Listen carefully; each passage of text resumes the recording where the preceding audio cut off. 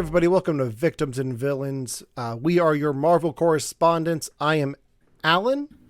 And I'm Josh. How's it going? Happy day after Christmas. Boxing Day, if you're British. Oh, that's right. That's right. Happy Boxing Day. I Day. lived there for 3 years, and I still forget that. That's crazy. My other podcast co-host lives there, and I forgot to wish him a happy Boxing Day, and he's probably asleep by now. So, but we're not here to talk about my co-host. We're here to talk about Marvel's Hawkeye from Disney Plus, the Jeremy Renner, Haley Steinfeld Disney Plus show that ended this past week. And we probably would have talked about a little bit sooner had the holiday not been 2 days after the finale. That's true. How was your holiday, by the way? My holiday was great. I took the in-laws to see Spider-Man on Christmas Day, and they were baffled that movie theaters were open on Christmas Day, so that was fun. Nice. And we introduced them to Hawkeye and What If. So I think my father-in-law forgot he has Disney Plus and that all these shows were coming out this year. So we got him on the first few episodes of What If, and then we were watching the first episode of Hawkeye when my mother-in-law was like, "I'll go to the movies. Let's go." Like, why not? So nice. How was your holiday? It was good. Spent some time with family. I got a lot of Dune gifts from the wife. I got this nice pool hoodie, and then I got this really nice 3D printed sandworm that's kind of like a headphone holder thing. Very nice. She gifted some great stuff, and she was kind of bored yesterday. We all of our activities were in the afternoon. She's like, "Let's watch something," and she was caught up on Dexter. She was caught up on Wheel of Time, and I was like, "Well, you haven't seen Hawkeye yet, and I'm supposed to talk about it tomorrow." So we started Hawkeye yesterday, and we binged through it again yesterday and today. So now I am like super reminded of everything in the series, and she being a Vincent D'Onofrio fan, was like, "Oh wait, is he in this?" And I'm like, "Maybe." And she's like, "Let's watch it." So yeah, that's what we did. He may or may not be in it. We'll find out. We're going to address this like we did Spider-Man and hold spoilers off until later on and put the warning up, or... Yeah. Don't pay attention to what I just said. Okay. I mean, that was one of the rumors going into the show that he was supposed to be in it. So we'll find out if he was later on. But this is the 5th Marvel Studios Disney Plus series to premiere this year. Based heavily on the Matt Fraction run of Hawkeye. Are you familiar with that run of Hawkeye Comics? I know what it is. I've never read it. Okay. I went to grab a graphic novel to throw behind me. Evidently, I know we own the run. I only have one of the graphic novels, though. The rest of it is in single issues. I did not want to get into my short boxes. But yeah, there it is behind me, right next to the washer. It's a very entertaining run, and my wife is a bigger fan of it than I am, and she was very hesitant on how they were going to adapt that using the MCU Hawkeye, and I think they did a pretty solid job of bringing that version of Hawkeye and adapting him into this version of Hawkeye and bringing elements of that into this Hawkeye who's very unconventional to the his comic book counterpart. So yeah. I mean, I've heard good things about it. I can see the cover in my mind. There was a lot of purples, and I love purple. So anytime someone uses a lot of purple, I'm like I can remember it. But I've always heard good things. Despite my background, I do read Marvel comics. I just don't read a ton of Marvel comics. I was going to call you out on that, but no, that's an impressive Batman collection. So. I've got, so this is my Batman collection, but over here is my, my IDW, my Boom comics, my, Dark Horse comics. I got a few Marvel things in there, but, I wouldn't be a Marvel correspondent if I wasn't a Marvel fan, but, I just haven't gotten around to watching it or reading it, but I've always liked the MCU Hawkeye. I thought Jeremy Renner has always done well. He's always been the odd man on the team, being the the bow and arrow guy. I mean, granted, Black Widow is the martial art guns person, but usually she has more bullets than someone would have arrows. But Yeah. they've both held up their own in the movies, and I've forgiven Jeremy Renner for the mohawk. So I was ready to give his series a try. Yeah, I always thought Jeremy Renner did well enough in the movies with what he was given. I don't think they've ever given him, especially in the first Avengers, I don't think they gave him his character a lot of room to do anything, because for half that movie he's brainwashed by Loki. Hmm. Um, I mean, at least he was a badass. He yeah, took down a helicarrier. yeah. And the first moment that I really liked him as a character was in Age of Ultron, where he pulls Wanda to the side and says, "None of this makes sense. I'm out here shooting robots with a bow and arrow." Uh, Mm. like, so I've always appreciated his character. I always wanted more from him. Um, Mm. and I think it's safe to say I'm very happy with what we got here in Hawkeye. Um, so what are your impressions of the show overall in general, without getting into spoilers? Well, look, a year and change ago, Kevin Feige did this big presentation on what was coming to Disney Plus. And he said it in front of the cameras and in front of the reporters that these shows were going to, just fill in some blanks and give a little depth to some characters and give them a little more screen time than they would have necessarily gotten in the movies. And the plots aren't always going to be super impactful or big, world changing events. And same with the villains. But it's a chance to spend some more time in the lives of these superheroes, and that you wouldn't get to, especially in these big superhero team up movies where everybody's fighting for screen time. And so, having always liked the character of Hawkeye, but knowing that Hawkeye wasn't Iron Man, Hawkeye wasn't Spider Man or Doctor Strange, he's not going to get as much time. However, every time we did get time with Hawkeye, he added things. Every time we got a glimpse into his family life, it was like, oh, all right, he's doing something these other people aren't doing. Whether either they're too scared to do it or they're unwilling to do it, he's got a family. I always liked seeing those little glimpses into Hawkeye's life. And so when we were going to get a movie, especially following up to, him getting his family back at the end of Endgame, I was excited. And there's some elements to this show that I found disappointing, but I think the reason they were disappointing was because there were other things that I liked so much. So I think it's definitely not my top series of the Marvel series from this year. However, I didn't walk out of it with a bad taste in my mouth. I thought it was a fun show, and the holiday vibe to it was perfect for this time of Mm-hmm. year. And I had a good time with it overall. See, I think the holiday vibe pushed it to top tier for me with the Marvel shows. I'm a sucker for anything Shane Black and Christmas themed, with it not being a Christmas story, and I really enjoy Jeremy Renner's performance in here. I think Haley Steinfeld was a great Kate Bishop. I think there's a lot that the show did really well, uh, just character wise, and some of the action, when it is there, um, really caught me off guard for a Disney Plus show.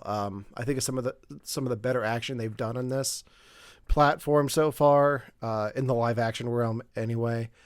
Um, I absolutely enjoyed every episode of this, and I was kind of disappointed when we didn't get a season 2 announcement at the end. But no, I absolutely enjoyed every second of this show. Yeah, I'm not gonna lie. I think the first couple episodes, I wasn't sold on Kate Bishop's character. I mean, Haley Steinfeld is an incredible actress, and a hard-working actress. I mean, she's like, she's everywhere. She's like in everything, you know. She had two finales this week because it was Hawkeye and that Apple TV show Dickinson both ended this week. Right. And if she's not doing live action stuff, she's voicing animated stuff. She's all over the place. So she's incredibly talented. It had nothing to do with her acting.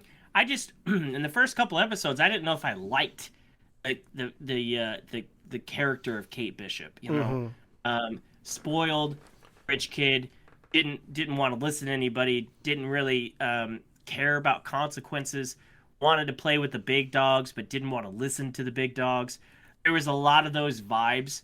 And granted, every superhero has their vices, has their rough start. You know, you go back to Iron Man. He was such a prick in the first movie, you know, before his transition. So I didn't really know if I liked the character, and maybe I was a little biased because I didn't really want a handoff type show because I like Jeremy Renner's Hawkeye so much. But yeah, the character really grew on me, and you know, the first watch I ended up liking her, and then on second watch with the wife this weekend, I really appreciated her character even more. So yeah, there's a lot of ups for this series, and I think you know, this is the shortest of the Marvel series of the year, being only 6 episodes.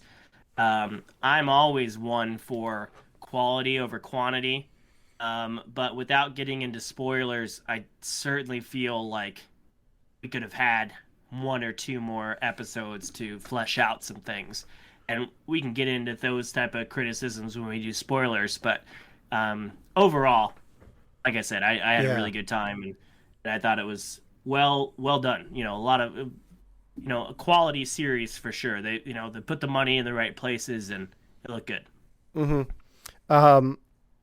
It looks like Falcon and the Winter Soldier was 6 episodes as well. Was it really? And then Loki was 7, no, Loki was 6 as well.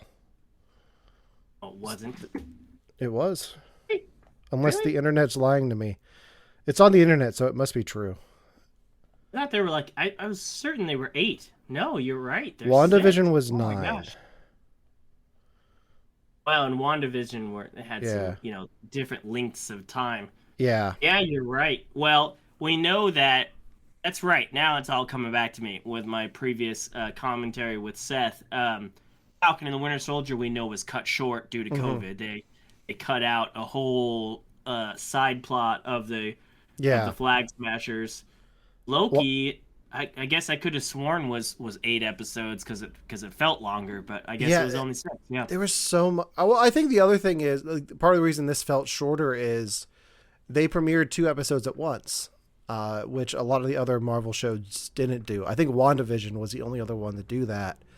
But that first episode for a show named Hawkeye really focused a lot on Kate Bishop and a lot less on Clint Barton, which I was impressed by. Like, when you're premiering a show named Hawkeye, I thought it was going to be an even split, if anything, but it was more like, it was like 70% Kate Bishop, 30% Clint Barton, because you see him at Rogers the Musical and then getting Chinese food with his kids. Yeah.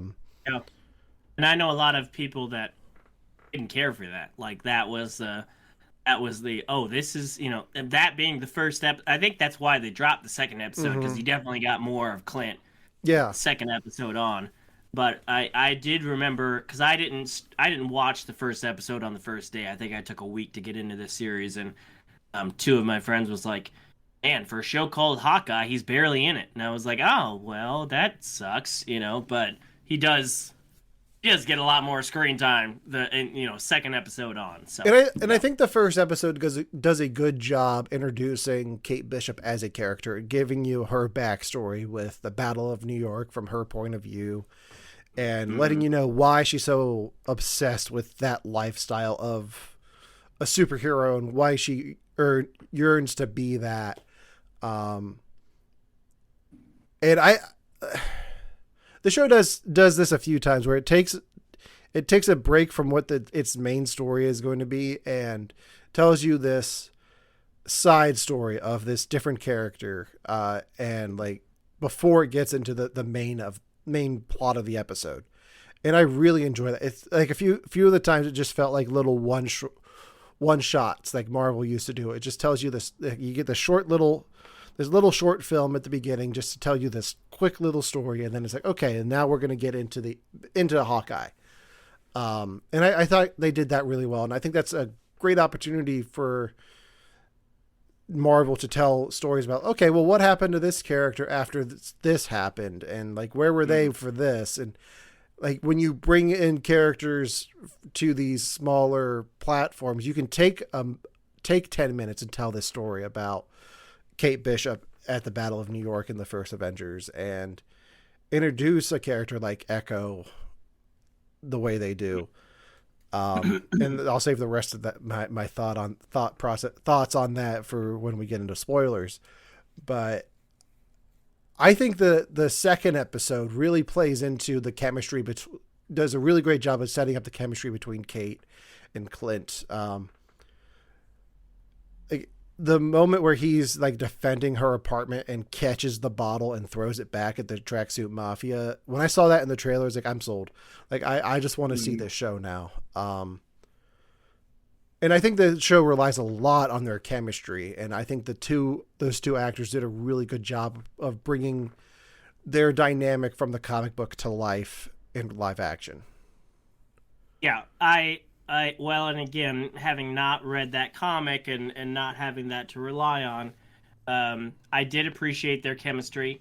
And, I appreciated that for once, the show gives you what the trailers teased. I mean, the tone of the trailers was Home Alone 2 with Hawkeye and Kate Bishop. And that's what it was. I mean, it had that vibe, it had that atmosphere. It was very uppity. It was very light-hearted. There were consequences and stuff like that, but it was very much like, we're not gonna bring you down for the Christmas season. We're gonna give you something fun. Yeah. And they kept it fun. I think for the most part, the villains were fun. The action was fun. Interactions were fun. Marvel has their brand of humor, and they brought that brand here. And I think a lot of the times it worked. They had a pretty impressive cast to pull these things off too. That even for characters that I didn't expect to have that type of casting, they pulled it off and they were great. So, I can't talk too much more without getting into spoilers, but no, that's fine. Yeah. Since the show uses a lot of Christmas as a set piece, was there anything Christmas wise that stood out to you in the show, like a set piece or anything that they did Christmas wise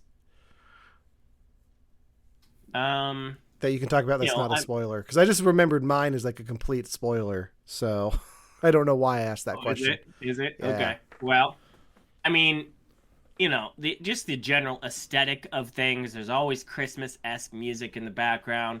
The giant Christmas tree, that you associate. Thank goodness it doesn't get burned down in the show, because then you'd have this weird Disney Plus Fox crossover, with real life and the assault NBC, on the Fox Christmas tree.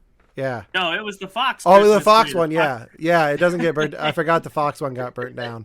Got burned down this year, and it was Armageddon for them for like a week. Yeah. But thankfully nothing happens to the tree in terms of burning. But I don't remember anything wildly specific to Christmas, but I had a real fun time with it. It really did bring me back to Home Alone 2, Lost in New York. That was, I loved that movie as a kid. I just loved the idea of running around New York in the Christmas time. And Maddie and I go to New York every year for New York Comic Con, and she's like, wouldn't it be great if we just stayed there for a couple of months and spent Christmas there? There is nothing like New York at Christmas time. I wanted to make it out there this year. It just didn't happen with life and everything going on with COVID right now. I think for me, it was a lot of the musical cues, because most of these episodes end with a Christmas song. And I think some of the cues that they used for that were phenomenal and blew me away. One in particular, which we'll get into in the spoilers. I think we got to get into spoilers now.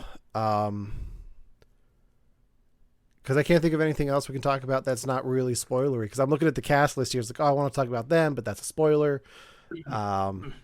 So, I will say some of the plot plot outlines were kind of predictable. Like I kind of saw some of the twists coming from a mile away with the show. But there's nothing wrong with that. It's more about the character's journey and discovering what the audience already knows, especially when it comes to a character like Kate Bishop, being so young and naive. But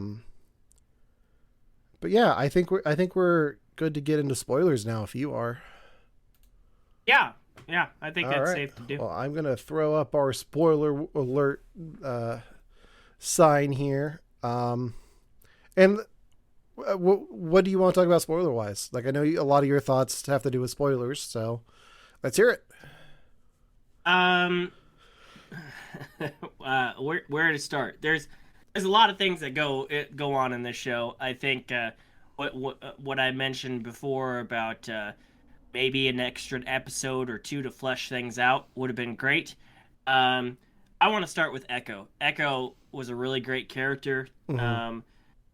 Miss Cox, the actress that plays Echo, fantastic. I really liked her portrayal of the character. I don't know much about the character in the comics, so I don't know how comic accurate it is. However, episode, 3 or 4, starts out with her kind of backstory. Mm-hmm. And I thought that could have had its own episode. I think we have a tease that her uncle might be Kingpin, and that's confirmed later on. And I just felt that maybe I was supposed to feel more for their relationship, and had I got an episode about that, like a full episode, or maybe even half an episode instead of like 5 minutes at the beginning before the credits, I think I might have appreciated that more. I wanted to know so much more about her. And I've heard there's a rumor that there's an Echo show coming out. I am not sure if that. I know they've said it. It is confirmed. They confirmed it. They confirmed it at Disney-Plus Day 2 months ago that there is going to be an Echo show. Because I've heard some rumors that was a misdirect, that they just threw that name out there and they don't actually have plans for that show. That was to cover up something else. Granted, they're rumors, but whether or not we get more of her, I would love more of her. But I thought that her character could have had more weight had she gotten more time on screen, and especially her relationship with Kingpin, which is a big part of this show, but could have been a bigger part of this show. I felt that would have held more weight, no pun intended, had they had a full episode or at least more time together, because that, first of all, Echo in herself was just an awesome character, but then that added element that her uncle is the freaking Kingpin just felt like something that was tacked on, and I didn't get to live in that enough to care about it. If you or someone you know is listening to this podcast right now and you're struggling with suicide, addiction, self-harm, or depression, we encourage you guys to please reach out. This is the heartbeat of why we do what we do. Suicide is currently the 10th leading cause of death in the United States, and as of this recording, there are 132 suicides that take place each and every day on American soil. And when you scale back internationally, there are 800,000 successful suicides. That is one death roughly every 40 seconds. So if you or someone you know is struggling, you guys can go to victimsandvillains.net/hope. That resource is going to be right in the description wherever you guys are currently listening or streaming this. There you'll find resources that include the National Suicide Lifeline, which is 1-800-273-8255. You can also text HELP to 741-741. We also have a plethora of other resources, including churches, getting connected with counselors, LGBT resources like the Trevor Project, and also veteran hotline as well. Please, if you hear nothing else in the show, understand that you listening to this right now, have value and worth. We get it. Suicide, depression, mental health, these are hard topics, and the stigma around them doesn't make it any easier. But please consider the resources right in the descriptions below, wherever you guys are listening, because once again, you have value and you have worth. So please stay with us. Yeah, I mean, it's a great tease for anyone who doesn't know that Vincent D'Onofrio is going to show up at the end of the show. But beyond that, like it does kind of hurt the character a bit, not knowing what that relationship actually is. And I think you're right. I think the show could have benefited a little bit from playing with that more, instead of just setting up an Echo show down the line. I'm gonna believe that it is a show that is happening. I think the show might incorporate other characters like Daredevil into it more than Marvel would like to admit. But yeah, I think they did kind of do her a little dirty, not addressing that relationship as much and focusing a bit too much on the revenge aspect between her and Ronin. Because I would have liked to see more of her and Kingpin together beyond the 2 scenes that we get.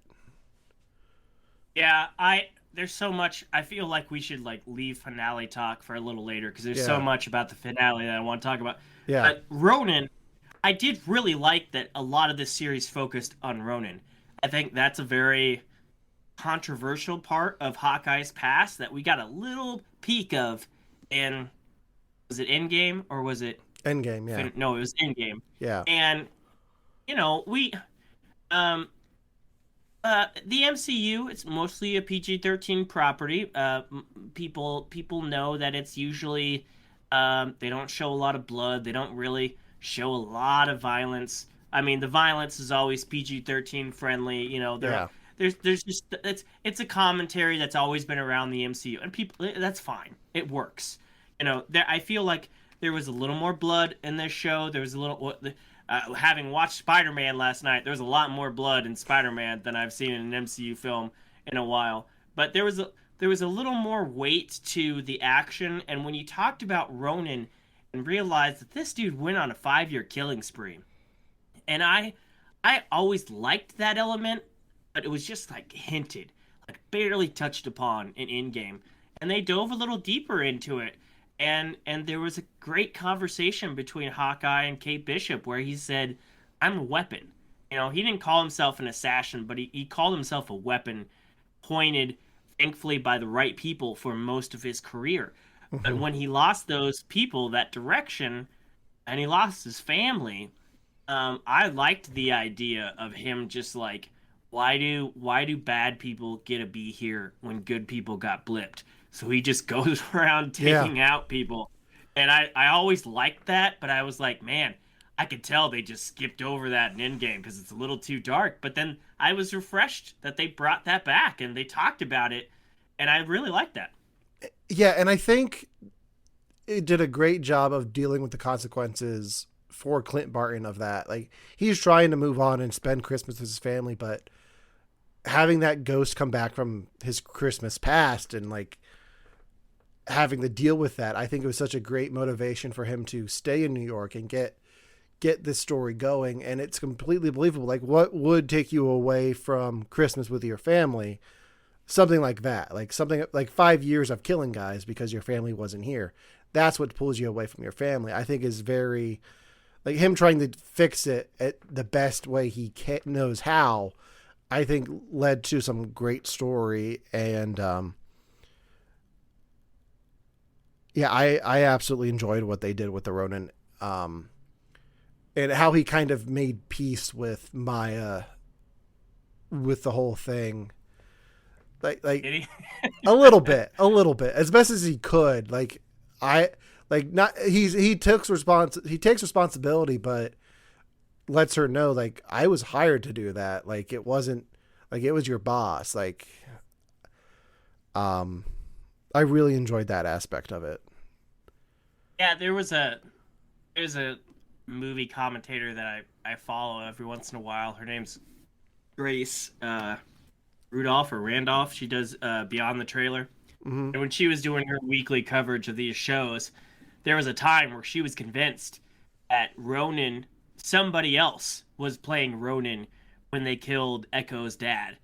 And I was like, oh, please don't do that. Like, you know, Hawkeye was Ronin. We don't need some, like, oh, he killed other people, but he didn't kill these people that matter to the story. Yeah. I wanted him to either be the killer or not the killer. And he was Ronin. So I was like, please don't pull some weird somebody else was framing Ronin who already is a killer of bad people. And I'm glad they didn't go down that route when it was him and he was like, yeah, that was me, and that, you know, I did some things, and the music was like kind of dark and ominous in the background, and even Kate Bishop was like, okay, I don't know how I feel about that, you know. I thought that was great. I thought that was a great interaction that, you know, he hurt people. That was his job, was to hurt people. He didn't say kill people, but he did kill people. Yeah. You know, I mean, what else do you use a sword for? And I just like that. I like that aspect a lot, that Clint had a dark past, and that's why he connected so well with Natasha, because she had a dark past. She was an assassin, and he, you know, only someone like him could recognize a path for redemption for someone like her, and that's why they vibed so well together. And you know, I'm just glad that we got a little more of a taste of that part of his life, and yeah, I thought the series did that really well. Yeah, I want to put a pin in the Natasha talk, because there's a lot I want to talk about there. But before we get to that, I want to talk a little bit about how this show dealt with Clint Barton's hearing loss, because that's a big part of Hawkeye in the comics, especially the Matt Fraction run, is that Clint Barton is deaf. And up until this point in the MCU, we haven't really seen him needing a hearing aid or anything. And they kind of address it in the most MCU way possible, with a montage of just him surviving explosions and being like, so how'd you lose your hearing? I don't know. Like it's just that montage. What did you think of the use of his hearing aid in this? I really appreciated it. I think, once again, it's just another element that reminds us that he's just a regular dude. Yeah. Unlike his superpowered friends, he was not superpowered. You know, even Tony Stark had a suit of armor that was there to protect him. You know, but Hawkeye was out here in tights with a bow and arrow, and he was getting beat the crap out of and blown up just like everybody else. You know, he was in the sewers of the compound getting chased by aliens at the end of Endgame trying to survive, you know. So I would imagine, amongst other things, his hearing would go, you know, and I really liked that was a huge part of his character in this show, and it was used to comic effect at some times. It was used at a more dramatic effect at other times. I loved that was paired with one of his main adversaries being someone that actually is deaf. Yeah, and has not relied on technology to express herself and to move forward in life. And I thought that was a really cool contrast. And yeah, I thought it was a neat element. Again, another humanizing element of Hawkeye that I really appreciated.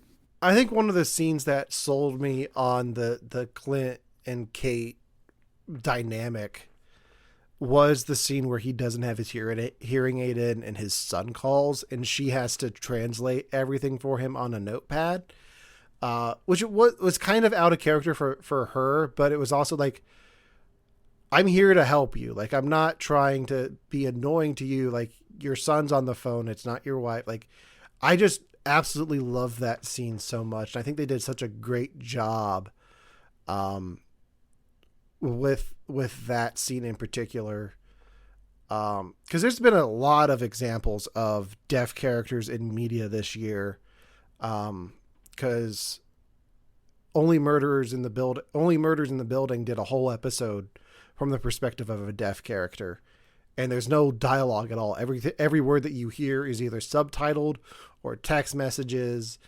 There's no spoken word in that whole episode until the very last scene. But I think this show did very well using the lack of sound to tell a story, and rely on visuals and performances, because you do get to hear Clint Barton's side of that conversation, but you don't get to hear the rest of it. And I thought that whole scene was phenomenal to me.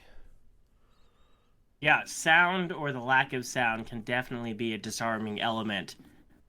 We've seen in what's Quiet Place, that series. There's the main actress is deaf in real life, and her character's deaf, and they use that a lot in the storytelling and in certain scenes. And yeah, when you're not used to that can be very disarming, in a dramatic way, in a scary way.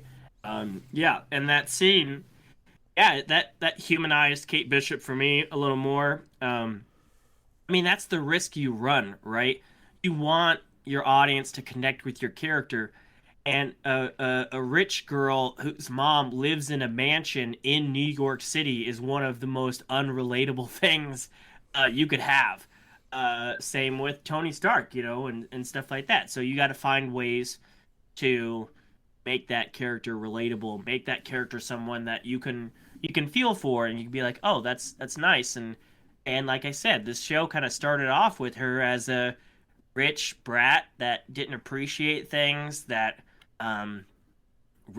she destroys a clock tower and just doesn't really have much remorse for it at all. Her mom, and then her mom just writes a check for it. So those are two things that I'm just like, okay, am I supposed to like this character? Am I supposed to relate to this character at all? But little things like that are big things that are wins for her character that make me really like her character and then like their bond. Yeah. And that was a really great scene. In her defense for the clock tower, it was named after Obadiah Stane, so it needed to come down anyway. Was it? Did I totally miss that? I think it was like a Stane Observatory or something like that. So, well, she should have said that was in protest of a murderous guy. They'll be able to rebuild it in a cave with a box of scraps. So, there you go. So let's talk about some other characters in here.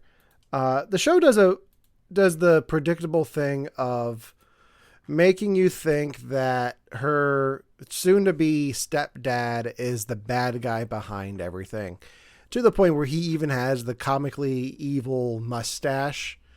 Jack, played by Tony Dalton from Better Call Saul. And I was like, it's not him. Like, he's not the bad guy. Like, this is the biggest red herring that I've seen in such a long time. I love Tony Dalton as an actor. I think he's great. He did great in this role. But yeah, besides the mustache, besides the sword collecting, besides his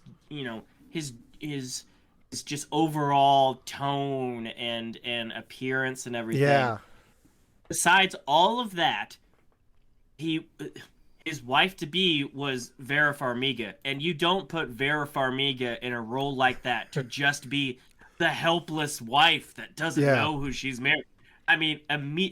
Literally first episode, I'm like, she's gonna be the villain, he's gonna be the red herring, and that's exactly what it was. So, I don't know if they thought that people would fall for that, because there's no way in hell I was falling for that. It was telegraphed so much from the first episode. They didn't even try to hide it.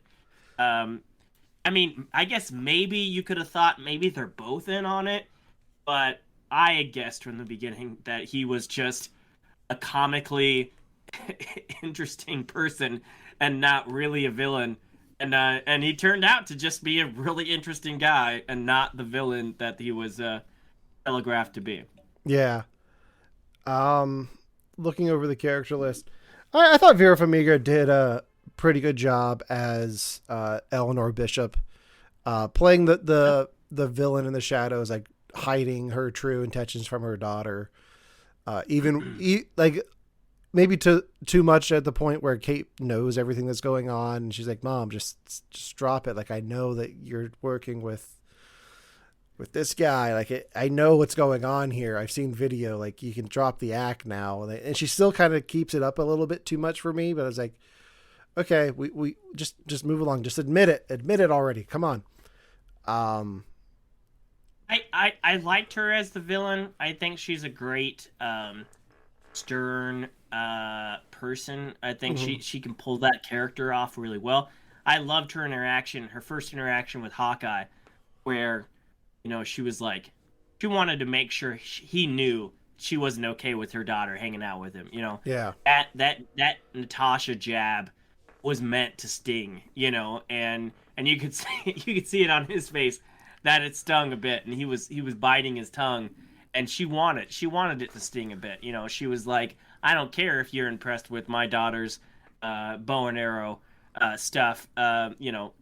Your friend was pretty good too, and she died. So yeah, let's keep my daughter out. I thought that was a great exchange.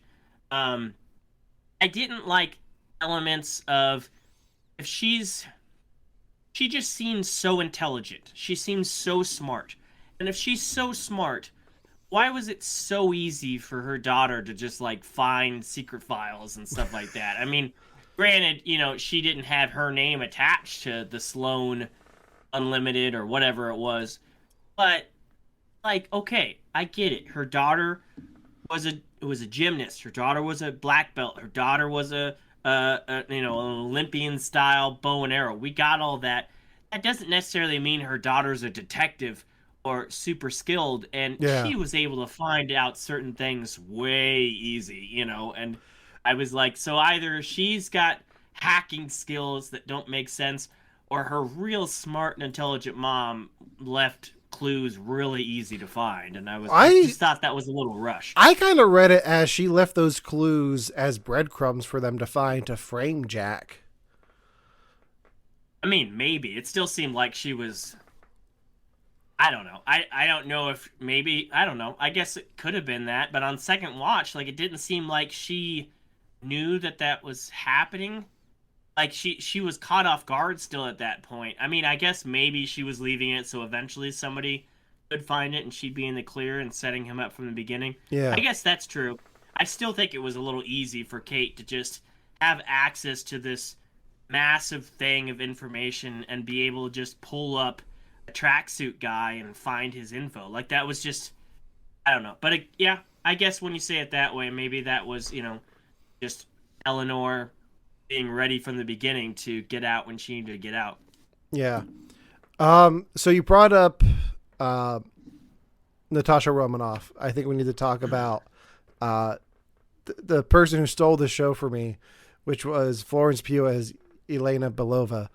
Because once she comes into the show, the whole dynamic changes in a great way. Like she shows up for maybe 10 minutes total and completely steals those 10 minutes. The scene with her and Kate Bishop in Kate's apartment eating the macaroni and cheese was some of the best. I can't even say writing because a lot of that was improvised, but that was some of the best chemistry I've ever seen on screen, and like just their interaction with each other. I want to see that Disney Plus show. And it like, I didn't think much would make me want to go back and rewatch Black Widow, but she made me want to go back and rewatch Black Widow.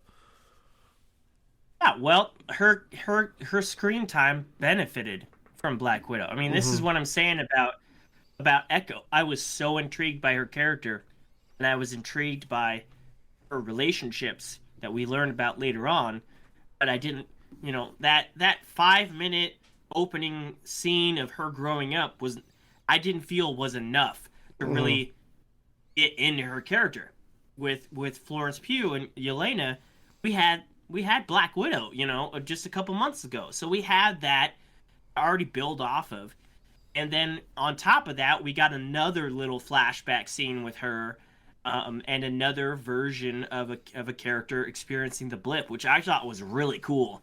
Yeah. It was like that for her. It was super quick. It showed you, like, we saw a little bit of that in what was the show we saw it in earlier this year?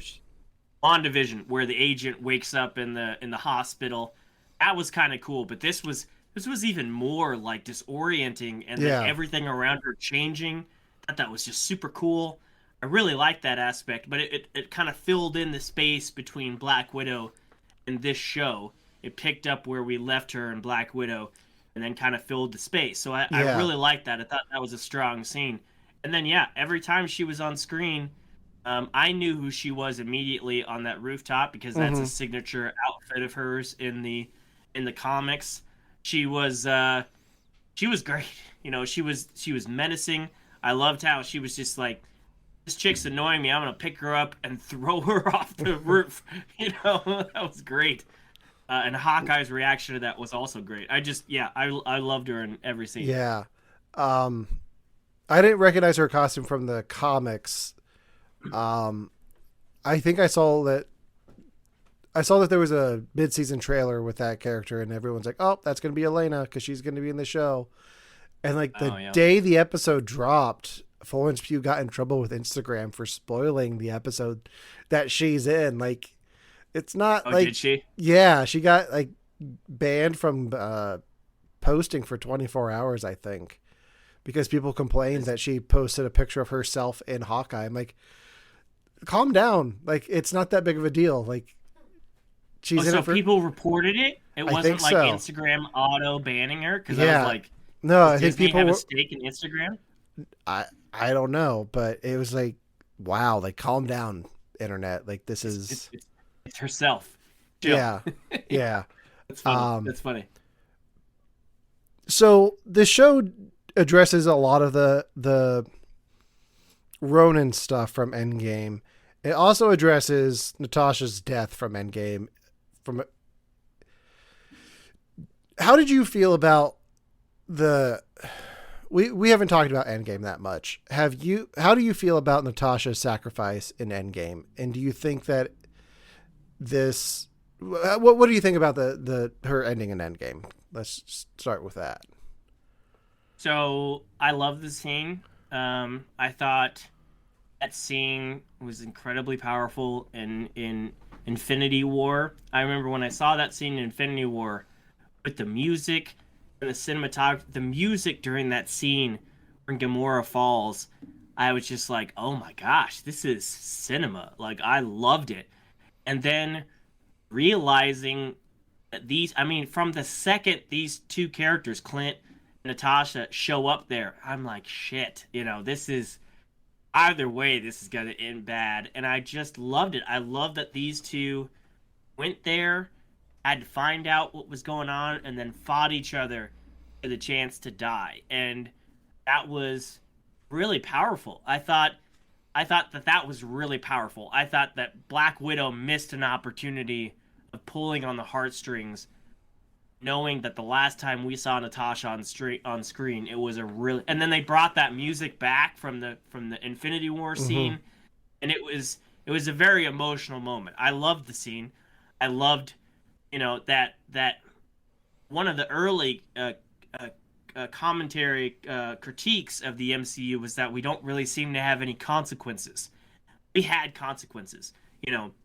We had a snapback, but if you died not because of the snap, you died, and that was Black Widow's fate, and I really appreciated that scene.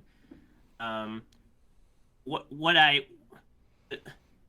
don't know if you're leading up to this, but I feel like, everything we've got since then, like, I don't know if they need to do like a faux 2020 special on how the rest of the world found out what happened in Endgame, because we've had so many instances where just like Joe Blow on the street knows what happened, and it's like, how do you know, and what do they know? Because it seems like people know that Natasha sacrificed herself, but clearly they don't know how she sacrificed herself. Because Yelena is just like assuming something, terrible happened. But everybody just seems to know who the Avengers are and who Thanos is. It's on mugs. It's on a urinal. So it seems to be common knowledge. But how? How do they know? It's weird thing that keeps on popping up. I think the weirdest, the most disappointing thing for me about Black Widow's death in Endgame was there wasn't really, there was one scene where you had 5 characters dealing with her death, and it's a strong scene, but then at the end of the movie, Tony gets this big funeral, and there was never anything like that for Natasha. Oh yeah, I felt she got robbed for sure. Yeah, and I feel like Hawkeye kind of tries to pay tribute to her sacrifice in several ways, with him going to the bridge from the first Avengers and saying, this is what I got to do, and like talking to her directly. And then with the Elena stuff, I think they kind of do a good job of paying tribute to her. And even with Clint talking to Kate about Natasha, you talk about that music from the Volmir scene. That music comes back in the show too. Do you think the show does a good job of paying tribute to Natasha's sacrifice and her legacy? No. I liked how there's certain times that it does. I like how Hawkeye, first of all, he was watching that whole musical without his hearing aid. That was great. He was like just seeing some random actress play his best friend, the one that died in front of him, really took him out of the show. That stuff would be hard for anybody. So I like that they did stuff like that. I feel like, the end of Black Widow, the post-credit scene was Elaine from Seinfeld saying, hey, this is the guy that killed your sister. Go kill him. Sends this killer on the loose, someone that we've seen do terrible things. When it finally gets to him and her, first of all, I felt like she was almost muted in power in her abilities for this show. I felt like she was much more ruthless in Black Widow. But when she does finally ask him what happened, he says you wouldn't believe. Everybody apparently believes that Thanos existed, and everybody knows about aliens, and everybody knows about Thanos, and everybody knows about Endgame. But, I had to fight your sister for a ring on a mountaintop is too much to believe. It was a weird thing I felt when he said, I can't tell you what happened. But then he tells her what happens. He kind of does. Yeah. Kind of does. And I was like, why are you being vague about it? Just tell her. Like, this is a Black Widow who was brainwashed, who was blipped, whose sister apparently saved the world from a giant purple alien in a power glove. It's not that hard. Just tell her. But also the fact that she even gave him the chance to tell her, I felt, again, this is something that I thought was a cool element that needed more time. I just didn't feel like the Yelena versus Hawkeye that we were teased really happened. It was just like, she tries to kill him, she misses. She tries to kill him again, she misses. Then they have a conversation on the ice, beat him up a little bit, then it's done. It was that, and then on top of 3 other things happening all at once in that finale. That finale, I really feel, was a mess. But, I felt like when Hawkeye was just thinking about her, they did well. I really liked that moment where he goes to the bridge and he sees the plaque and he takes out his hearing piece and talks to her a bit. Yeah. I thought that was great. I just, anything with Natasha and Clint is always great. But man, I just felt like, that interaction that we've been waiting for, that's been built up. How is Clint gonna tell her? It's just like, oh, that's how he tells her. He just kind of beats around the bush instead of being open and honest with her. I thought that was just a little weird. Yeah, I'm glad she didn't kill Clint, because I thought that was going to be how the show ended, was with Clint Barton's death at the hands of Elena. I'm glad that didn't happen. I'm glad that she was able to walk away from him. And I'm curious to see if we get to see them interact in the future. But we're getting to almost an hour now. Let's talk about the mess of the finale. Because you're right, there is a lot of things going on in this finale. And I think that's been the issue with a lot of these Marvel shows, is they kind of have to hurry to wrap everything up, and the final episode always suffers for that. I think the biggest other thing going on in that finale is Kingpin and Vincent D'Onofrio's return to the role. What did you think of their use of Kingpin in the MCU proper now? I love Vincent D'Onofrio. I think he is the character. I think in terms of every time he spoke, he was the Kingpin. I think in the context of the scene, he was Walmart Kingpin. I mean, we've wondered if they're going to bring these characters over to the MCU. How are they going to be? Are they going to be the same characters, or are they just going to be the actors as the same characters?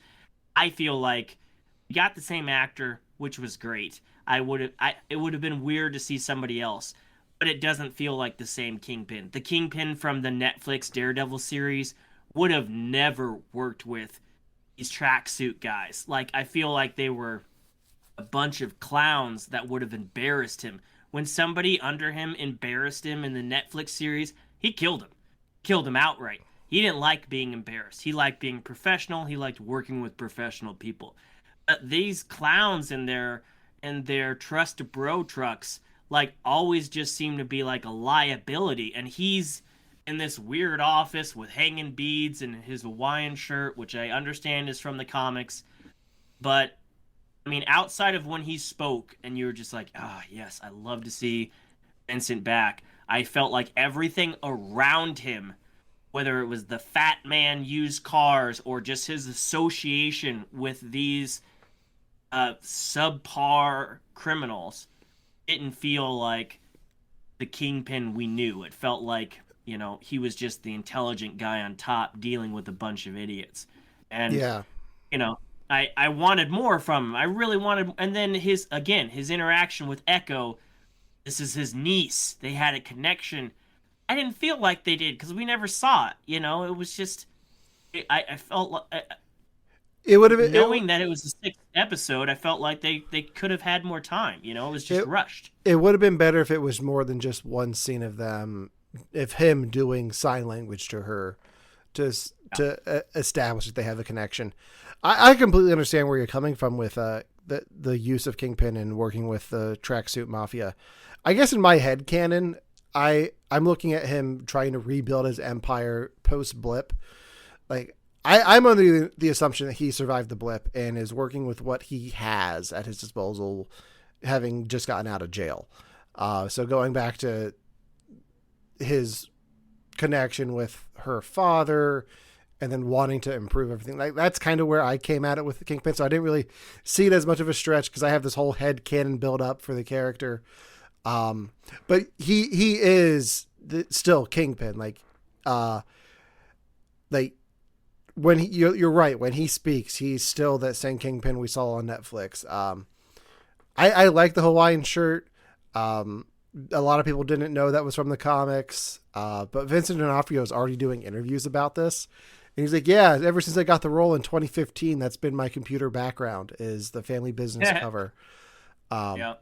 Which is weird that you're getting interviews with him already about Hawkeye, but other actors from other Marvel things haven't been able to come out and talk about being in them yet. If you want to know what we're talking about there, go listen to our Spider-Man No Way Home episode. But how did you feel about his fight with Kate Bishop? Because he put, like, a lot of people on the internet are upset that she won their fight, but I think she kind of just wore him down. Like, there's only so much even Kingpin can take. She didn't win. I mean, again, she knocked him unconscious. I felt like the whole thing was rushed, but the dude literally ripped off a car door, got hit by a car, got an arrow to the chest, and just kind of bopped it off with his cane. Literally threw Kate Bishop around a store for a while. It took her blowing up her entire arsenal of arrows to get him down. That seems like less of a win to me and more of a last resort to get out of there. And then he survived. So I Yeah. didn't feel like she like whooped his ass, Okay. undeservedly. He threw her around, and she had to use, which I did like that it was a cufflink. She had to use a cufflink to blow up her entire arsenal just to get him to sit down for a second. So I like that. I thought it was cool that he was the big man in charge there for a second. Yeah, I'm just realizing now how much of Hawkeye takes place in toy stores because you get the final battle with her and Right. Kingpin, and there's like a whole half an episode that takes place in a KB Toys warehouse. Um, Yeah, but again, the weight of that scene, you had Kingpin versus Kate Bishop, you had Hawkeye versus Yelena, you had Echo versus whoever that guy was, the her guy, boyfriend. no, and and then that fight didn't make sense because she was literally under the assumption that he was the informant that leaked the info to Hawkeye that resulted in the death of her father. So at one point she's coming in to straight up kill this guy Mm-hmm. because she blames him for the death of her father, but in the middle of the fight she's saying, "Come away with me. Let's leave together." So does she want him dead for killing her dad, or did she want to go on the road with him? That was all messy and everything. And then again, I just didn't care for this guy because we didn't get enough time. Like he was like, "This is my life." I was like, "Is it?" Because I don't know who you are. You've just been in a couple scenes, and yes, you are clearly more intelligent than the people under you, but I don't know who you are.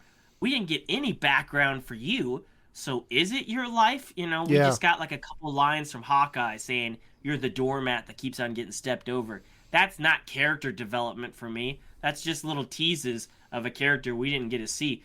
So I couldn't care about their fight at all. And again, it was just back and forth between these three fights, and I'm like, oh, this would be so cool if we could just focus on one of them. And it seemed like that constant switch just made them all a little bit lesser. How would you guys like to help us get mental health resources into schools, conventions, and other events? Well, now you can.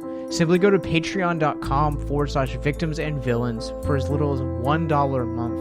You guys can help us get mental health resources into current and upcoming generations, educate and break down stigma surrounding mental health, suicide, and depression. And you get exclusive content that you can't get anywhere else. And you guys can tell us which Nicolas Cage movie you want us to cover, and we'll do it. All it takes to get started is to go to patreon.com/victims and villains, or simply click the link in the episode description wherever you guys are currently listening or streaming this episode. Pick your tier and get started today. Yes, it's that simple. So quickly select the tier that you want and help us get hope into the hands of the depressed and the suicidal today.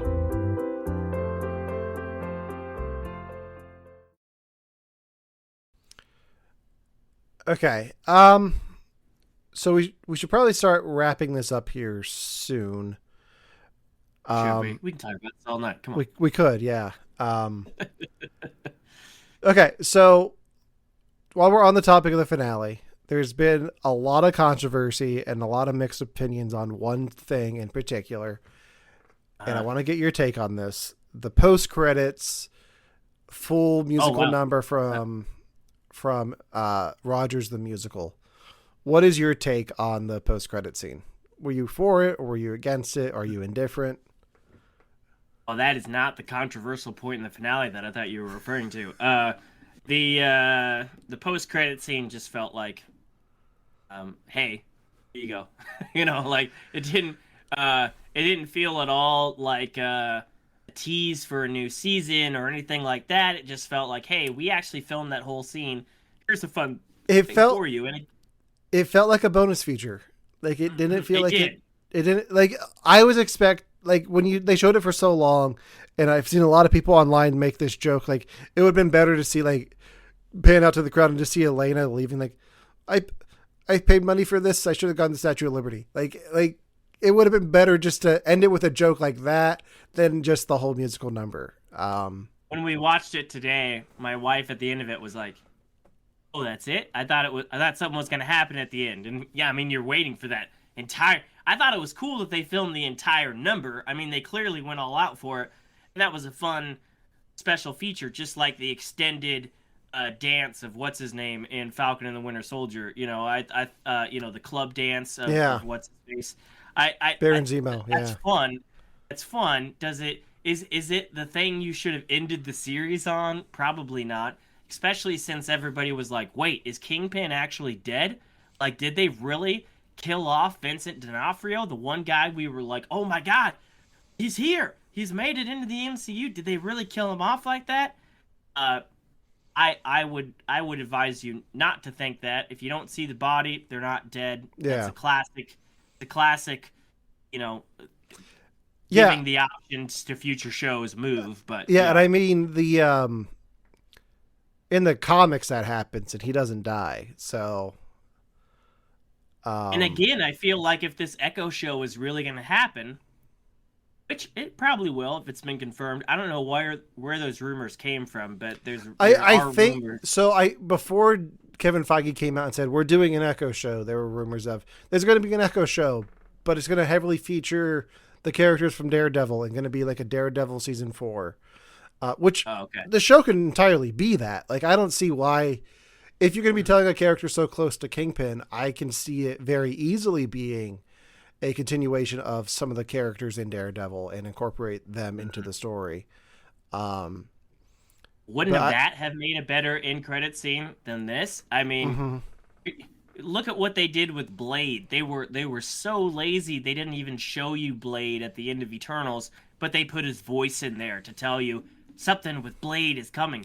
You're telling me they couldn't have whipped up something to tease this expanded return of Daredevil into the MCU with Echo and D'Onofrio and other things, I think this has been a pretty crap year from the Marvel post-credit scenes, because I was kind of disappointed in the ones for Spider-Man. The exact same, what you're talking about with Eternals, I had a problem with. I think the best one I saw this year was Shang-Chi, where they all go do karaoke. That's probably my favorite post-credit scene, because it's teasing like what the 10 rings actually are, and you bring in Captain Marvel and Bruce Banner and Wong's there, and What was the mid-credit scene for Spider-Man? I don't remember. Mid-credit was Eddie Brock in Venom. Oh yeah, talking to Danny Rojas down in Mexico. Right. That's right. Football is life. My wife loved that, by the way. She's obsessed with Ted Lasso. I got her a Danny Rojas shirt, and she freaked out in the theater when that happened. However, the end credit scene, people were kind of pissed off about that. Like, oh, it was just a trailer. Well, I kind of thought about it as, when's the last time they really did that? It was the trailer for the Avengers. Yeah. It was that. And I liked it because I really felt like, oh, this is kicking off the next phase of the MCU. We're finally getting into that now. Yeah. I felt those vibes for that. Yeah, and I like that. Like, I like the trailer, but I don't count a trailer as a post-credit scene, because when I saw Spider-Man opening night and saw that was the post-credit scene was a trailer, everyone who didn't want to know spoilers for the movie, I was like, I'm not going to tell you anything, but I'll tell you this. The second post-credit scene is a trailer for Multiverse of Madness. And they're like, oh, nice. Like, and they didn't care about that being spoiled for them, because they're like, okay, we're going to get to see something for that. Like, that's cool. Yeah. But yeah, like, so I guess one of my questions is, if you saw Rogers the Musical, would you turn off your hearing aid too? I mean, apparently that wasn't even at the halfway point. So I would be, again, who leaked all this information? Did the surviving Avengers have a press conference with the world that gave a detailed list of all the things that happened in Infinity War and Endgame? Because people know that Vision died, in Wakanda, people know, about Natashas Sacrifice, but they don't know how she sacrificed herself. They know that there's a whole brand of Thanos was right stuff. Mm-hmm. We've seen all these supplemental materials with the MCU before. I'd really love some mockumentary of released of like a 2020 special or a Dateline special or something that explained to the world what happened, just so we could be all on the same page. Because they keep throwing stuff in, and I feel like they just make it up, like what the public knows and what they don't, and it always conflicts with each other. And it's just weird. It's like, Yeah. it's just so weird that the general public knows all these things. And I thought, real quick, going back to Natasha kind of being robbed of a funeral, Mm-hmm. there was a scene in the end of Endgame um, where Scarlet Witch, Wanda. what's her name, Wanda, and Clint meet together, and they kind of bond over the loss of somebody they loved. And I thought for a second there that maybe that was going to turn into something, not a relationship between them, but a kind of animosity between them and the Avengers. Kind of like, oh, you gave Tony this grand funeral, but we lost people that made sacrifices as well, and kind of turned them against the Avengers, or at least have a little bit of distaste for the Avengers post Endgame. I thought that was going to turn into something. Doesn't really feel like it. They could still do that with Wanda. Certainly doesn't feel like that with Clint, but they could still do it with Wanda if they wanted to. At this point, I look at that scene as set up for their Disney Plus shows. And that's weak, Yeah. because it just like that could have been an element. Like Tony did sacrifice himself, but these two sacrificed themselves before then for just as much purpose. Yeah. And without their sacrifices, they would have lost. And it was just a weird thing to just not have anything for. They could have had a 3-person funeral. It wouldn't have been that hard, No. So One of them's even an I android, thought that was not gonna be even a a person. So. yeah. But Anyway, having just binged this series again, I did like it. I did like it for holidays. Maddie really liked it, that it was Christmas based because she was able to watch it on Christmas weekend. I feel like the 6th episode and the first episode are the weakest episodes of the series, because I know 5 people that when they got done with the 5th episode and realized the 6th episode is the finale, they were like, "What? We've had so much buildup. How are they going to tie all those knots and close all those loose ends in one episode?" And they did, super rushed. Yeah. And so I felt like that was a weak episode and could have been better. And yet we still had enough time for the LARPers to put on their costumes. Oh my gosh, we didn't even talk about that. I like those guys. Yeah. But then I was reminded they're all first responders. Why did they act like they were so green? I mean, one of them was a cop, one of them was a firefighter. So they acted so green in that situation, like they didn't know what to do. I think it's because of what they were wearing. And I think part of what this show deals with is hero worship and wanting to be a superhero, because you get a lot of that from Kate Bishop. But I also think you get that from them too. So when they put on their LARPing costumes, it's like an ego boost for them, because for some reason they brought them to 30 Rock. And we're able to, like, when they had those costumes on, they were able to project and be forceful and like take on this new persona and feel like heroes. And I think that's what they were going for with it, but it just kind of was like, really, like, just give me more of Jack sword fighting with the Russians. Like, give me more of that. It just would have made more sense had they not been first responders, because cops do security work on the side all the time. Yeah. Like, I mean, that's just what they do. And just the idea that a cop in that group didn't know what to do was just weird. Like, she didn't know what to do until she put on her LARPer gear. It was like, you are a cop, right? The other one was a firefighter. You are a firefighter, right? Like, you trained to do this on your normal job, and that didn't just because you're wearing a tuxedo and not your uniform, you don't know how to act. It was just weird. And I was like, I don't care. Go back to the other fight scenes because I want to see more of them. Or yeah, go back to Tony Dalton just being a badass with a sword. Yeah. I'd love to watch more of that. It was just like, we have so much in this episode already. I don't care about you guys. You've been fun through the series. This is a short episode. Spend more time on the more critical things. Yeah. Real quick, let's talk about the last scene of the show proper, which is Clint and Kate returning to the Barton farmstead for Christmas, where it is revealed that Laura Barton was at one time a SHIELD agent, a particular SHIELD agent that kind of confuses fans of Agents of SHIELD, Agent 19 or Mockingbird. Right. Yeah. So, and I remember the show, and I know who played Mockingbird in the show. It was a lackluster show. Kevin Feige is notorious for like saying, we will never address that show.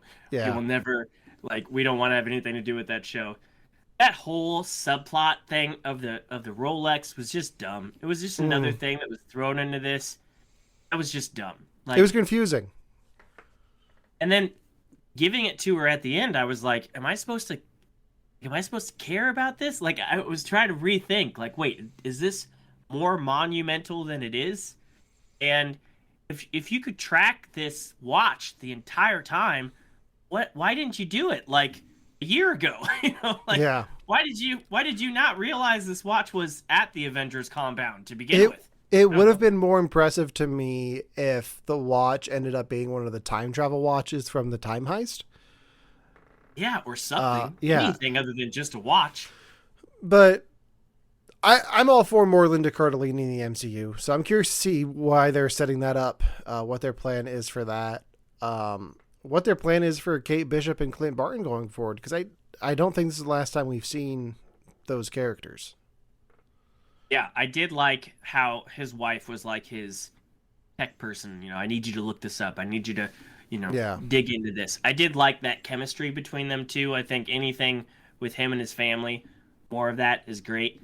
I liked him bringing Kate Bishop home, especially since her family's kind of all out of whack right now. It felt good that he didn't just leave her in New York and be like, hey, try to enjoy your Christmas and your mom in jail and see ya. Yeah. It was nice. There was like a moment, and I read into shit way too much. There's a moment where he like says, hey Kate, let's go outside and do something right quick, and it holds on the daughter's face a little much. And at first I thought like, oh, she kind of looks disappointed, and I thought about like that first scene of Endgame when you see him spending a lot of time with his daughter and doing bow and arrow things, and people are like, oh, are they rewriting Kate Bishop to be his daughter? Yeah. And a lot of people like theorized about that. And I wonder if that's going to be a thing, if his daughter's going to be like, it's supposed to be me and you, you're supposed to be training me, and now you're training this other person. And, that wasn't really an element in the show, but I kind of felt like that could have been an element. But, I mean, it could be going forward. Like, they haven't announced. Do you think this show is going to get a season 2? I don't know. It seemed like a very close-knit story, and at the end of it, he's straight up like, oh, hey, let's call you Hawkeye type thing, and then that was it. So it could easily just be like, oh, the next time you see Hawkeye, it's going to be the new Avengers, and she's going to be a Hawkeye. So who knows? It didn't feel like a retirement ending for him, but I guess it just depends on whether or not he wants to come back and film more. Yeah. And hopefully he doesn't break his arms doing a comedy with Jake Johnson next time. Right. Okay. So I guess we should rate the show out of 5 stars like we do for the films. Out of 5, what do you rate the series Hawkeye? Oof. Because I haven't officially give ratings for the other shows, but I gotta keep those in mind. I would give it a fun 3 out of 5, maybe 3.5 out of 5, somewhere in that range. Like I had a real good time with it. I have problems with everything, but in the end, it was fun. And I just binged it again with the wife over the holidays, over the Christmas weekend, and it fit perfectly. So it's usually either that or Home Alone 2, and it felt like the modern Home Alone 2, so I dug it. Yeah, you putting this in the context of Home Alone 2 for me kind of pushed it over the edge. I'm going to give this a 4.5 out of 5. This is, wow. Okay. yeah, like the Christmas thing, like this is going to be something I probably rewatch every year at Christmas now, because I love the Christmas feel of it. The Marvel in jokes that are in here, like we didn't even talk about the Pym arrows that he uses, like those were phenomenal. Like just the whole tone of the show, the lightheartedness, the music. I really enjoyed it, and I think it's going to make my yearly rotation. So, I do love how Spider-Man, this kid from Brooklyn. Oh wait, he's from Queens. Queens, yeah. Queens. This kid from Queens. It's the super teched out Spider-Man suit, but Clint's still trying to make his own arrows, out of stuff. I mean, Stark did give him a couple, but you would think he's got a collapsible bow. You would think he would have like collapsible arrows so that he could hold more or something like that. I mean, come on, Tony. You didn't did Tony have something against Hawkeye that he didn't give him some tech, early on that he could work off of or something? It's kind of weird, but it's fun. It's still fun. I did like the Pym arrows and the Stark arrows. Yeah, they were good. Okay, so we are at the end of our Marvel year of 2021, where we had 5 Marvel shows on Disney Plus. So real quick, I want to go through it. Year. It was a packed year. We've had Marvel something pretty much every week since February. There's probably about 5 or 6 weeks where there wasn't something being released. So there's a lot of content out there from Marvel. Do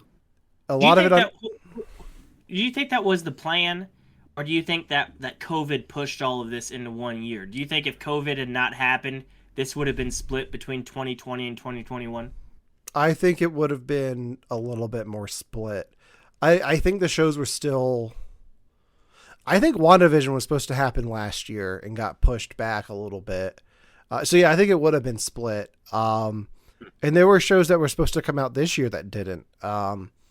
Ms. Marvel was set to come out this fall and got pushed back to next summer, I believe, because they are redoing her power set because they changed it and the internet got mad. Oh, interesting. They gave her energy powers instead of stretching, and the internet's like, why would you change that? Like, we can differentiate Kamala Khan from Mr. Fantastic. Like, we're not stupid. Interesting. Okay. So I think it is a lot of because of COVID. Like, we weren't supposed to. I think we were only supposed to get 3 Marvel movies this year, but we ended up getting 4. I think we were going to get most of these series. I think WandaVision was the one we weren't supposed to get this year. So interesting. Okay.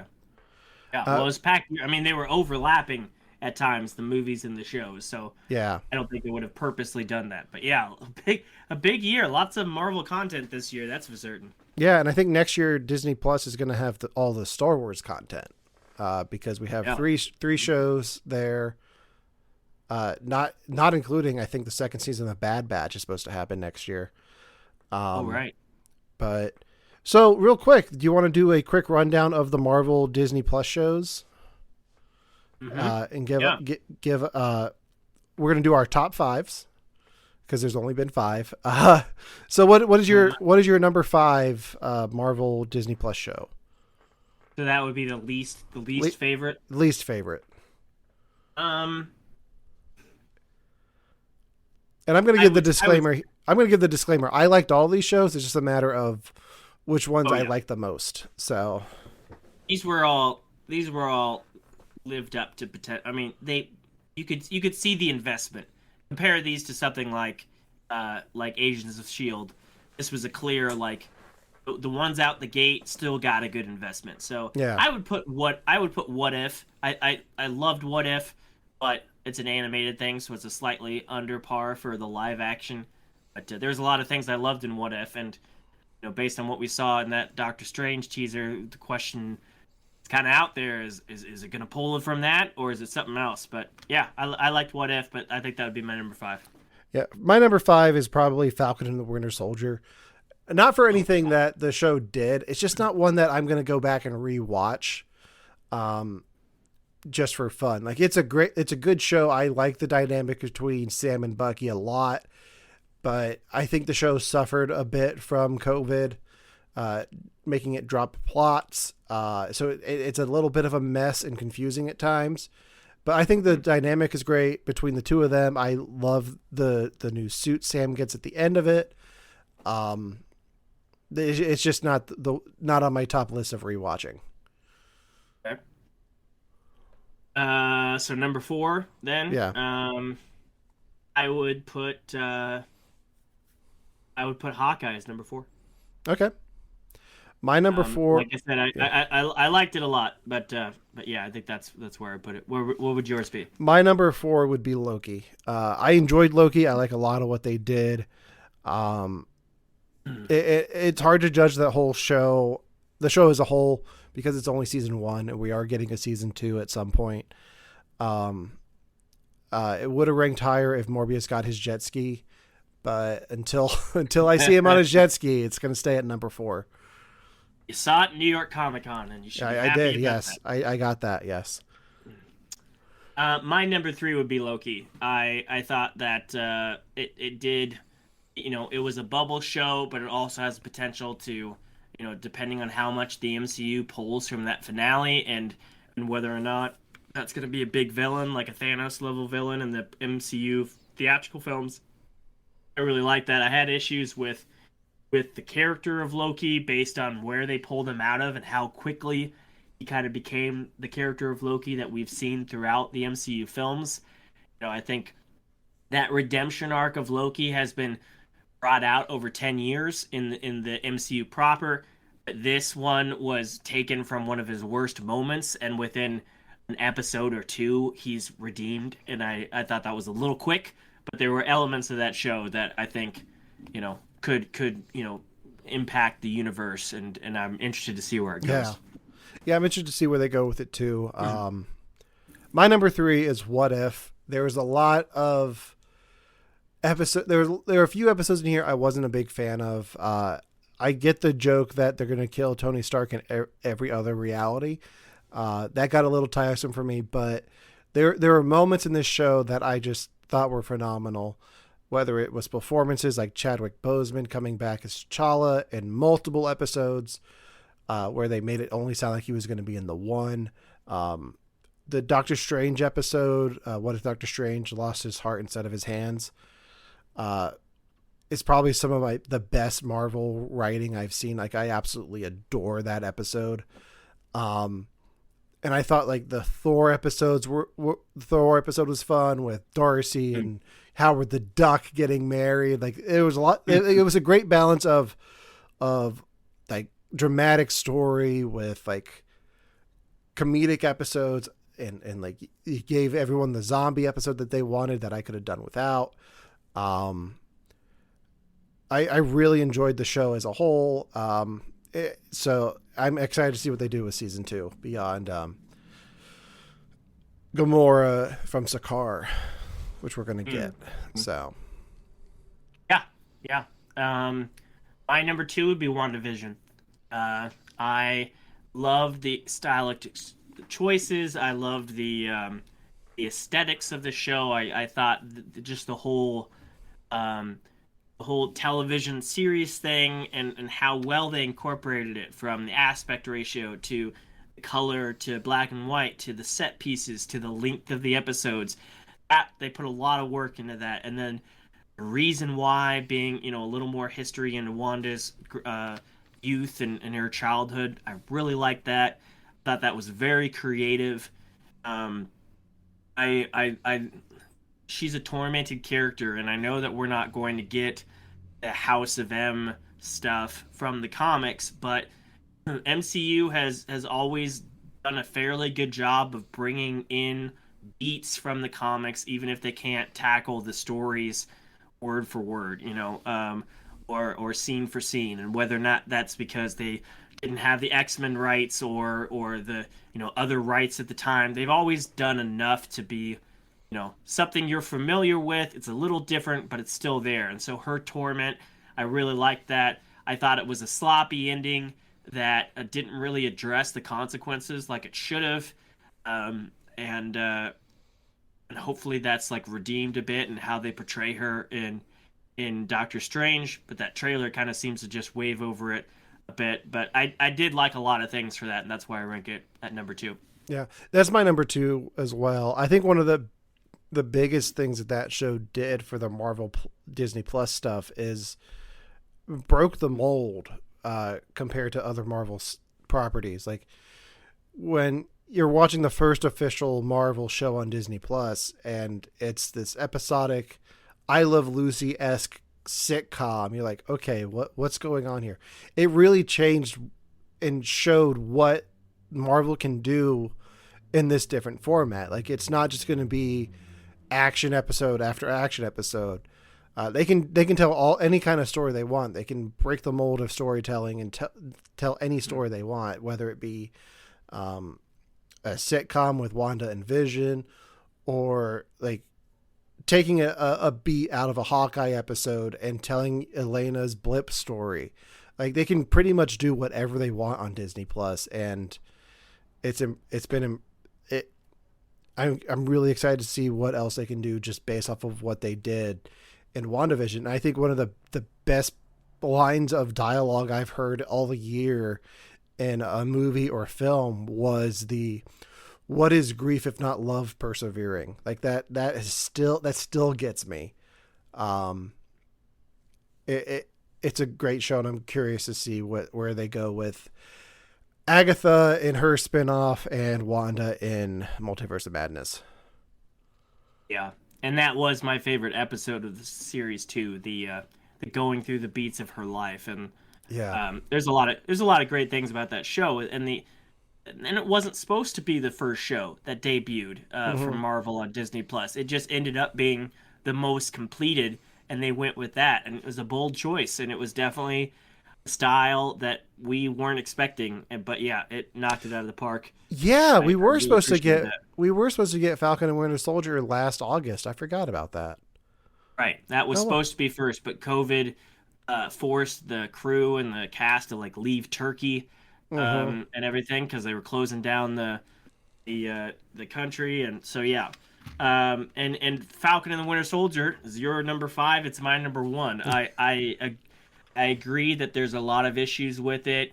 The fact that an entire episode's worth of story was cut out of it because of COVID is interesting.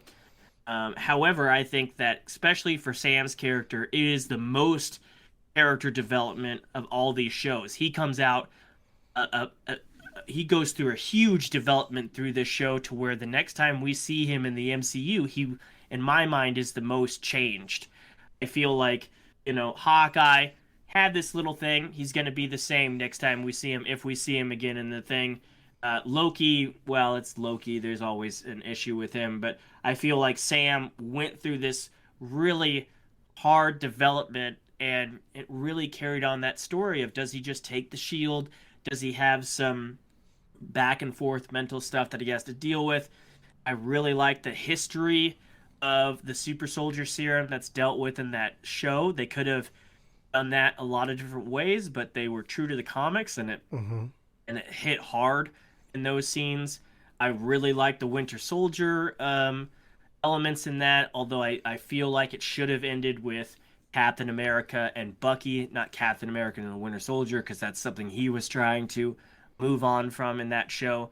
But as messy as that show was, I really like the character development, and that's what I want from these series. I want character development that we're just not going to get in a hour and a half movie or 2-hour movie with side characters, and that's what Kevin Feige said that these shows are going to do. They're going to give you what you wouldn't have gotten in the theater, and I really appreciated it the most with that show. No, I agree with a lot of what you said. I might have to go back and rewatch Falcon and the Winter Soldier. I know I will when Captain America 4 comes out, but I do agree that they shouldn't have called it Captain America and the Winter Soldier, because that's already a movie. You should have given them a different name by the end of it. My number one is Hawkeye. I don't know if it's just recency bias, but like the Christmas season, but I absolutely adored this show from the first episode, and it maintained that the whole way through. I'm excited to see where these characters go. I'm excited to rewatch it next year at Christmas. I thoroughly enjoyed it. So, yeah, I thought it was great. I honestly, with the set and the set pieces and just the time of the year, I expected more Easter eggs in the show. I think they could have thrown in a lot of things, especially from other Disney properties. I thought there could have been a lot more Christmassy winks. What was the one that you talked? Did you already talk about it? The spoiler thing that was super Christmas for you? Oh, it was when they revealed Kingpin and started playing "You're a Mean One, Mr. Grinch." Oh, right. That was the best yeah. needle drop I've seen in anything all year. And then ending with his silhouette in the end credits was phenomenal to me. Like, that's the moment that I was like, yeah, this is great. Because I was already excited for him to come back, and they just did it, and they revealed it in such a great way. I don't believe anybody thinks he's actually dead. I mean, you don't pan off screen for a death like that. So I don't think he's dead. I hope there's more to him. And, from who we saw in Spider-Man, those are two characters that I think could be great in the MCU going forward. So we'll see. So speaking of going forward to the MCU, what MCU shows are you looking forward to the most for next year? You know what? I gotta look them up here. I can list you a few that are coming out next year for sure. Okay. Secret Invasion, starring Nick Fury. Mm-hmm. What If Season 2. Spider-Man Freshman Year, which will be an animated series. I believe X-Men 97 is coming out next, or that'll be 2023. Never mind. Echo is supposedly coming out next year, but they haven't started filming yet, so I'm not sure. Ms. Marvel will be coming out next year, along with She-Hulk and Moon Knight. So you got Moon Knight, She-Hulk, Ms. Marvel, Secret Invasion, and the Guardians of the Galaxy Christmas special.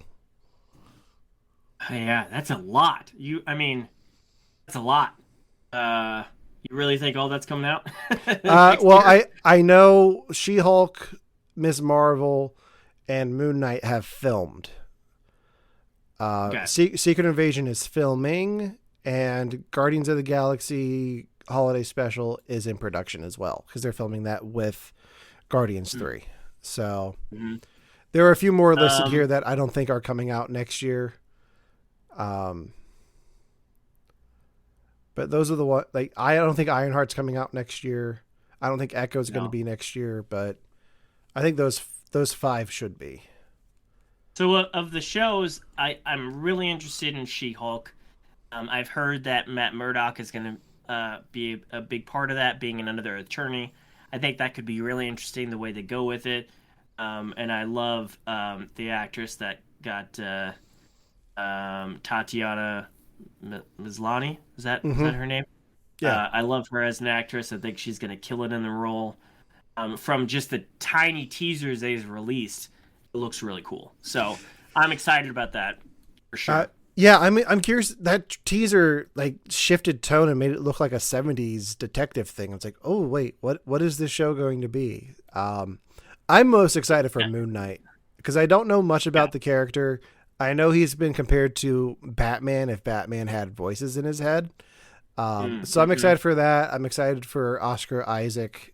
I'm really interested to see what they do with that show. But I need to read up on that character a bit. So his Oscar Isaac elevates any role he's in, and that's definitely tied as my other anticipated show, especially since Justin Benson and Aaron Moorhead are directing, if not the whole series, part of the series.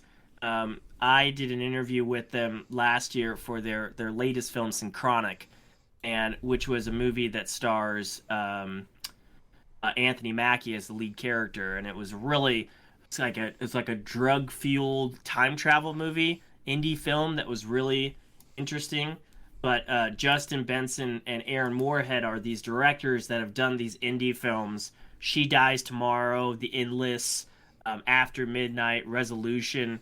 They've done these really cool horror-esque indie films, and I learned the day after I interviewed them. It was announced the day after that they were going to be directing for Moon Knight. I was like, damn it! I could have talked to you about this. It was a really cool interview that we had. It was great. We did it like a Zoom thing. But yeah, I'm excited for their involvement because I think they're very creative, and I think they're going to elevate whatever episodes they touch. Yeah. And if you're watching right now or listening, you'll be able to hear our reviews on anything Disney releases, anything Marvel releases next year. Let's be honest, because we are your Marvel correspondents for Victims and Villains.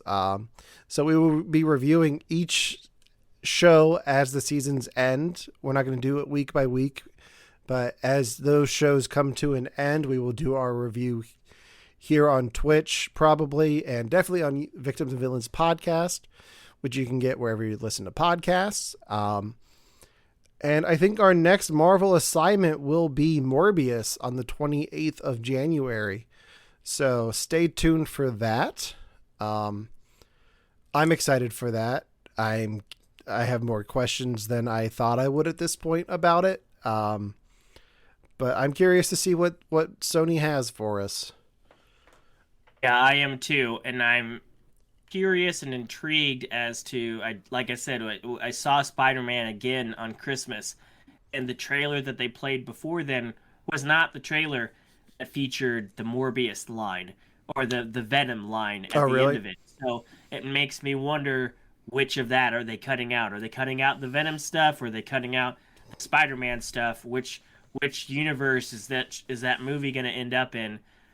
Because that would hint towards Sony's plans for the future for both franchises. So for that element alone, I'm interested in that movie. I don't have high expectations for it, but my affinity for the 90s Spider-Man animated show, he was a part of that. He was one of those recurring villains that was always cool. It was just different. It was so different than the stuff we normally got on that show that I was like, oh yes, it's a weird character to have a whole movie on, but I'm interested and I'm hoping for the best. Yeah, I was just going to say before you said that, I'm going to go back and rewatch those episodes just for fun. But until next time for Victims and Villains podcast, I'm Alan.